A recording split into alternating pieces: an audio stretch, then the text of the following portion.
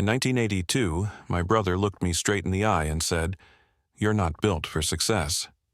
I still remember the tone in his voice, half pity, half certainty. It wasn't anger, it was worse than that, it was belief.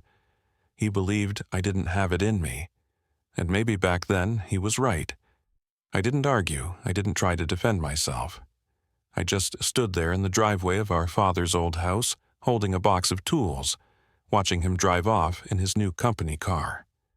I can still hear the crunch of the gravel under his tires, the smell of gasoline fading into the cold Ohio air. He had everything figured out. A degree, a job lined up at a big insurance firm in the city, a shiny new suit. He was the golden son. And me? I was just Ethan, 20 years old, quiet, too soft-spoken for the world we lived in. I had dreams, sure, but to everyone around me they sounded more like excuses. I didn't say a word to Jacob that day, not a single word. But I remember thinking, one day you'll understand what silence can build. It's funny how time changes everything. 42 years later, in 2024, I stood in the lobby of one of my own buildings, Cole Tower, a place that didn't exist in my wildest dreams back in that gravel driveway. And guess who walked through the glass doors? My brother, Jacob. He didn't see me at first. He was talking to the leasing manager, his voice a little strained, his steps slower than I remembered. He carried himself like someone who'd been fighting the world for too long. I stayed back, silent as ever, watching. The manager smiled and said, "Mr. Cole, the owner said you can have the office space for free." Jacob blinked. "The owner?" She pointed toward me. "Ethan Cole." The moment froze. For a second, all the years between us fell away. The fights, the pride, the distance. His lips parted like he wanted to say something, but I didn't give him the chance. I just nodded once, calm and quiet. No anger, no triumph, no revenge, just the same silence he once mistook for weakness. You know, people think success is loud. They think it's about shouting from the rooftops, proving everyone wrong, collecting applause. But that's not real success. Real success is quiet. It's built in the hours no one sees. It's earned in the silence of being underestimated. When Jacob told me I wasn't built for success, he didn't destroy me. He built me.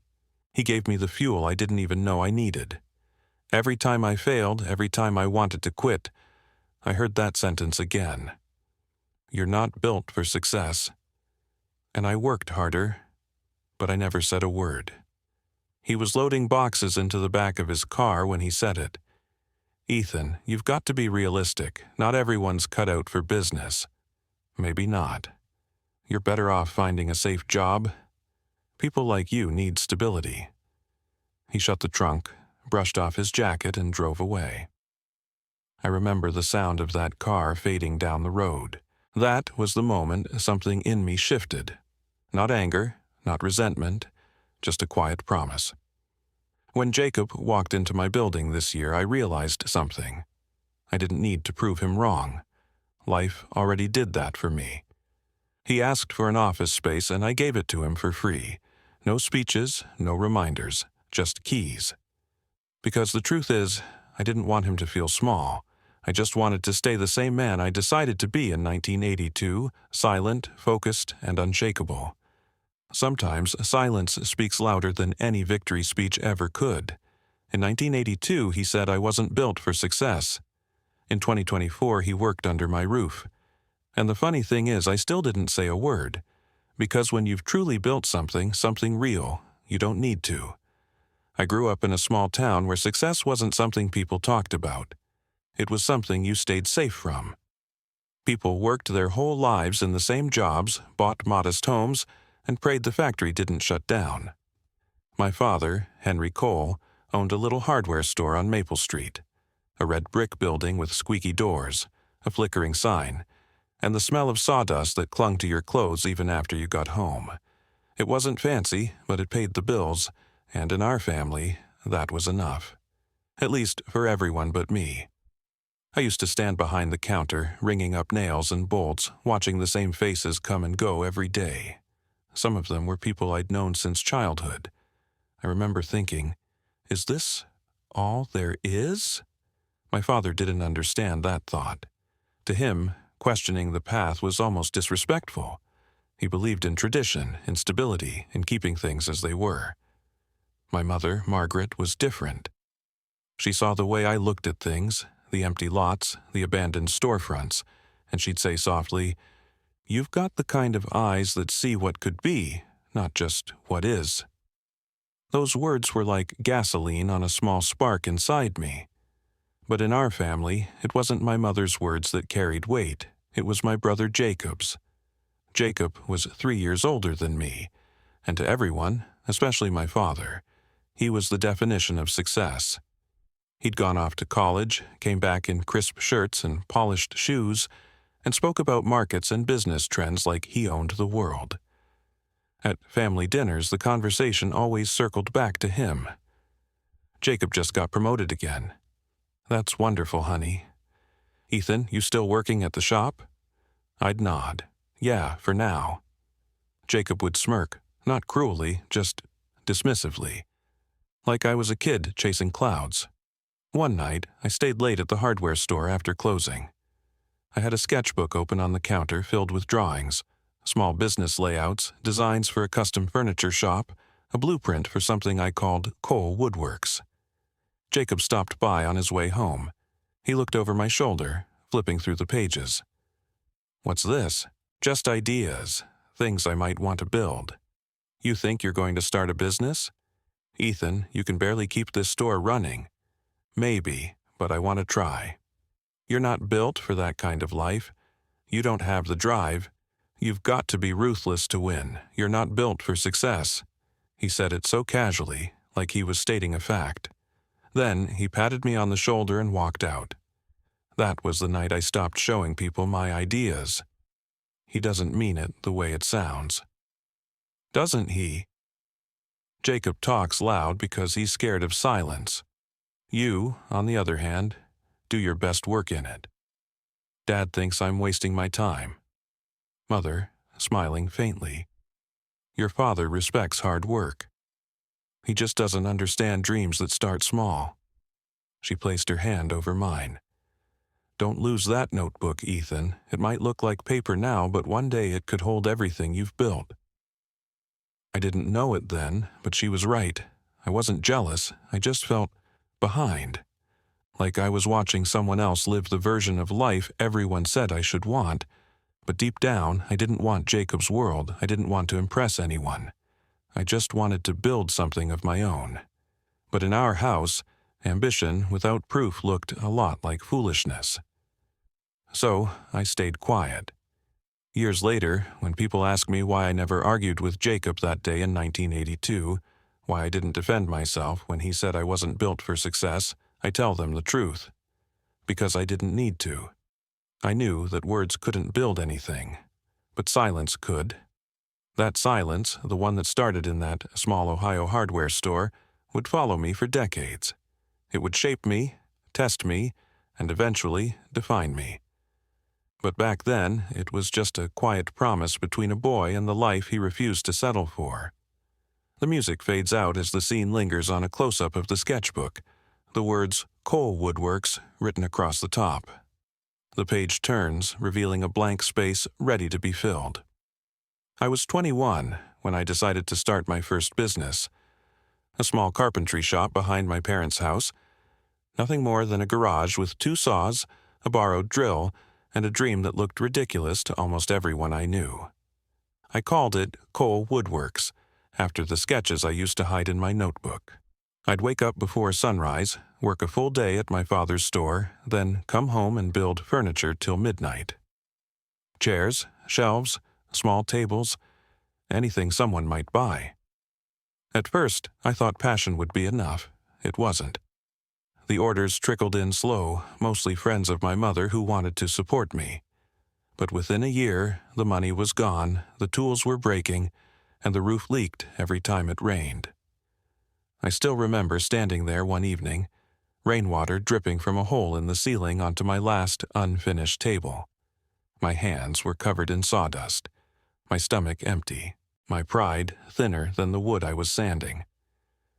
Dad told me you were still doing this. Thought I'd see it for myself. It's a start. It's a mess." He walked around the shop, running his fingers across the rough boards. "You've been at this a year, and what? You've sold a few coffee tables. You can't make a living like this. I'm figuring it out. You need to stop pretending. Some people are built to win, some aren't." That line hit harder than the rain on the roof. I didn't yell, I didn't ask him to leave. I just turned away and kept sanding the edge of that broken table until he finally got bored and left. When the sound of his car faded, the silence in the garage felt heavier than ever. But inside that silence, something changed. It stopped being weakness. It started feeling like armor. The following months were brutal. I took odd jobs, construction, delivery, anything that paid cash. Every paycheck went into keeping the shop alive. Friends drifted away. My father stopped asking how it was going. And Jacob moved to Chicago, got promoted again, sent postcards with city skylines on them. Each one felt like a small reminder. You're still here, and I'm not. But I kept working. Nights turned into years. I rebuilt old chairs from thrift stores, repaired fences, refinished floors for neighbors. I was never successful by anyone's definition, but I was learning. And then one winter morning, I came home from a job to find my mother waiting in the kitchen. She held an envelope. Inside was $200, more money than she could spare. "For new tools," she said softly. "I can't take this, Mom." "You can, because I believe in you, even when you don't." I didn't cry, but my voice cracked when I said thank you. That moment carried me through every setback that came after. By the late 1990s, I had nothing fancy to show for my work, but I had something better. Experience. I'd learned to negotiate, to build, to sell. Quietly, slowly, I started buying up small properties no one wanted, cracked sidewalks, peeling paint, roofs caving in. Everyone thought I was crazy. Even Jacob called once, laughing on the phone. "Real estate, you? You think you can handle that kind of game?" "I'll figure it out." "You always say that, but figuring it out doesn't make you successful." I didn't respond. I just listened to his voice fade through the receiver, then hung up and went back to work. That call was the last time we spoke for almost 20 years. Every failure became fuel. Every mistake taught me what schools and bosses never could. The more people doubted me, the quieter I got. I stopped talking about what I was building because I realized the noise didn't build anything. Work did. There's a point where pain turns into purpose, where doubt becomes discipline. I hit that point sometime around my 30th birthday. I didn't celebrate. I just worked another 12-hour day, locked up the site, and looked at my hands. They were scarred, rough, strong. And for the first time in years, I thought, maybe Jacob was right. I wasn't built for success, not his kind of success. I was built for something else. Something quieter, something stronger, something that doesn't break when people stop believing. That was the season of silence. The years no one saw. The failures no one counted. The grind that no one clapped for. It was the season that built everything that came next. I remember the first property I ever bought. It wasn't a dream home or some grand investment. It was an abandoned duplex with boarded-up windows and a roof that looked ready to collapse. The bank was practically giving it away. $10,000 for a building no one wanted. Most people saw a mistake. I saw a chance. At the time, I didn't have much. A beat-up pickup, a few tools, and about $5,000 in savings. I borrowed the rest from a friend who worked with me on construction sites. We signed the deal in the middle of winter. It was so cold that the ink on the contract nearly froze. That duplex became my turning point. The first few weeks were rough. The floors were rotted through. Pipes burst. The whole place smelled like mold and regret. I'd get up before dawn, work my day job, then come back at night with a flashlight and a hammer. There was no electricity, no heat, just silence. And that silence became my partner. Each nail I drove into the wall felt like proof that I could build something from nothing. I didn't have anyone cheering me on. No brother calling to check in, no father offering advice. Just me, a toolbox, and a vision I couldn't explain to anyone without sounding delusional. It took me 6 months to finish that first house. I did everything by hand: floors, paint, plumbing. When I finally rented it out, I made just enough profit to buy another one, then another and another. By the time I turned 40, I owned 5 properties. Small ones, sure, but mine. I learned how to negotiate, how to fix, how to manage tenants. I learned to see value where others saw decay. Every time someone said, "That place is worthless," I heard Jacob's voice again, "You're not built for success." And every time I answered it in silence, one property at a time. Scene changes: a funeral, a cloudy afternoon, people dressed in black. Ethan stands at a graveside holding a single white rose. The biggest shift came the day I lost my mother. She passed quietly in her sleep. The woman who'd been my only believer was gone. I remember standing in her living room after the service, surrounded by boxes of her things. I found her old Bible on a shelf, and tucked inside was a folded piece of paper. In her handwriting, it said, "One day they'll see what you built in silence." I must have read that line 100 times. That night, I drove to one of my rental properties, the first duplex. I sat on the porch steps and watched the lights from inside. Tenants laughed, kids ran across the hallway. Life was happening inside something I built. That was the moment I decided this wasn't just about money anymore, it was about legacy. Over the next decade, I poured everything into the work. I reinvested every dollar, bought new tools, learned business law, and studied construction codes until 2 in the morning. I hired crews, mentored young workers, and taught them the same lesson I'd learned. Success doesn't shout. It shows up. By 2010, Cole Developments, LLC was born, not in some fancy office, but in the back of that same duplex where I started. People began to notice. Banks started calling. Old acquaintances who once said I'd never make it wanted to partner up. Even my father, before he passed, told me he was proud. That meant more than anything. But I still never heard from Jacob. I often wondered what she'd think if she saw what I'd built. The company, the buildings, the people whose lives changed because of the work. But most of all, I wondered if she'd smile knowing I never had to raise my voice. Because by then, silence wasn't just a habit, it was my foundation. The work was never about revenge. It was never about proving Jacob wrong. It was about proving to myself that strength doesn't always roar. Sometimes it just keeps showing up when no one's watching. Every day I built. Quietly, consistently. And over time, the silence that once felt like isolation began to sound like peace. In the end, I didn't find success. I built it, piece by piece, brick by brick, in silence.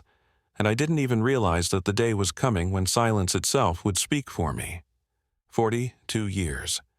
That's how long it had been since Jacob told me I wasn't built for success. I'd built more than I ever dreamed of since then. Dozens of buildings, hundreds of employees, thousands of families who lived and worked in places I once only imagined. But even with everything I'd achieved, I never spoke about it much. I let the work speak, until the day silence finally spoke for me. And it was early 2024, a Thursday morning. I was in my office on the 21st floor of a Cole Tower, reviewing blueprints for our next project. My assistant buzzed through the intercom. "Mr. Cole, there's someone here to see about renting Suite 402. "Do they have an appointment?" "Not exactly, but they said the name would mean something to you. Jacob Cole." My hand froze over the papers. For a second, I thought I misheard her. That name felt like it belonged to another lifetime. "Send him in." He didn't recognize the building as mine. He just looked tired. Not the loud, confident man I remembered. His eyes carried years of trying too hard. the kind of exhaustion that comes when the world stops clapping. I stayed back, watching from the mezzanine as he spoke to the leasing manager. "I'm hoping to rent a small office space, something affordable. I'm starting over." The manager checked her clipboard. "We actually have one open, Suite 402. The owner said he'd like to offer it to you free of charge." "The owner?" "Ethan Cole." Jacob went completely still. I watched the realization move across his face. Confusion first, then disbelief, and finally something that looked like shame. His lips parted, but no sound came out. He turned slowly and saw me standing at the top of the stairs. For a moment, we just looked at each other. 40 years of silence between us and not a single word that could fix it. I walked down the stairs, calm, steady, the same way I'd been the day he told me I wasn't built for success. "Ethan, Jacob, you own this place?" "All of it." He nodded slowly, his eyes scanning the polished floors, the glass walls, the people moving in and out. He swallowed hard, looking down at the ground. "I guess I was wrong about you." I could have said something sharp. I could have reminded him of every insult, every doubt, every time he made me feel small. But what would that change? Instead, I just said, "Suite 402 is yours. No rent, no conditions." He looked up, startled. "You're serious?" "Completely." There was a long silence, the kind that used to feel awkward between us, but now it just felt finished. Jacob blinked, emotion rising in his voice. "I don't know what to say." "You don't need to." I nodded once and turned toward the elevator. The doors opened with a soft chime. Before stepping in, I looked back at him one last time. Older, humbled, standing in a building he never thought I could create. I didn't feel triumph. I didn't feel revenge. I felt peace. That was the last time I saw my brother in person. He moved into that office, built a small consulting firm, and I never sent him a bill. I didn't need to, because for me, the victory wasn't in the building, or the business, or the money. The victory was in that moment. Standing in front of the one person who once doubted me, knowing I didn't have to say a single word. The silence had already said everything. People think success is about shouting louder than your critics, but I learned something different. Success isn't noise, it's peace. It's the quiet moment when you realize you no longer need anyone to see your worth, because you finally see it yourself. In 1982, my brother said I wasn't built for success. In 2024, he worked under my roof, and the best part, I still never said a word. Because real success doesn't need to speak. It simply stands tall and lets the silence do the talking. People often ask what success feels like after everything I went through. It doesn't feel like the noise people expect. It doesn't sound like applause or look like trophies. It's quieter than that. Success feels like waking up in peace after years of doubt. It's walking through a building that carries your name, knowing every inch of it was once just a dream everyone said was impossible. When my brother Jacob started renting that office space, I didn't know what to expect. We hadn't really spoken in decades. But as the days went by, something unexpected happened. The tension I'd carried for years began to fade. There was no confrontation, no apology, no need to dig up the past. Just two men who had lived their lives and finally reached a place where silence wasn't a wall anymore. It was a bridge. He didn't say much when we'd see each other. Sometimes we'd exchange a polite nod in the hallway or a brief good morning. But every time I saw him, I could feel the years between us softening. I no longer saw the man who once told me I wasn't built for success. I saw an older brother who had made mistakes, faced his own failures, and maybe carried his own regrets in silence. Forgiveness doesn't always come through words. Sometimes it comes through the simple act of letting go. I never planned to forgive Jacob. It just happened over time. Every year that passed, every building I raised, every moment I chose peace over bitterness, forgiveness was happening quietly. I realized that holding on to resentment had once been my fuel. It pushed me to work harder, stay up later, and prove something to the world. But over time, that fuel runs out. And when it does, what's left has to be something deeper: purpose, discipline, and peace. I used to think success was about proving people wrong, but that kind of success never lasts, because even after you win, you're still chained to the need for validation. True success is different. It's when you no longer need anyone to see what you've built, because you know what it cost you to build it. One day, Jacob stopped me in the hallway. He looked older than I remembered, softer somehow. He hesitated before speaking, like the words were heavy. He said, "Ethan, I never said it before, but I'm proud of you." I didn't expect that. For a moment, I didn't even know how to respond. Then I just smiled and said, "Thank you." That was it. Nothing more needed to be said. It was in that moment I realized something important. I didn't need an apology. The past didn't need to be rewritten. What mattered was that we both grew. He found humility. I found peace. And maybe that was enough. Years ago, I thought silence was weakness. I thought staying quiet meant letting others win. But life taught me that silence can be strength. Silence can mean control. It can mean focus. And in my case, it became my greatest teacher. When you build in silence, you learn patience. You learn to listen to the rhythm of your own progress. You learn that real work doesn't need noise. It just needs consistency. Looking back now, I see every struggle, every doubt, every lonely night as necessary. Without them, I wouldn't have developed the resilience to keep going. Without the criticism, I wouldn't have learned to believe in myself when no one else did. The journey wasn't about proving my brother wrong. It was about becoming the man who no longer needed to. People say revenge is sweet, but I disagree. Peace is sweeter. Knowing that you rose above bitterness, that's real victory. When I look at Jacob now, I don't see the man who once hurt me.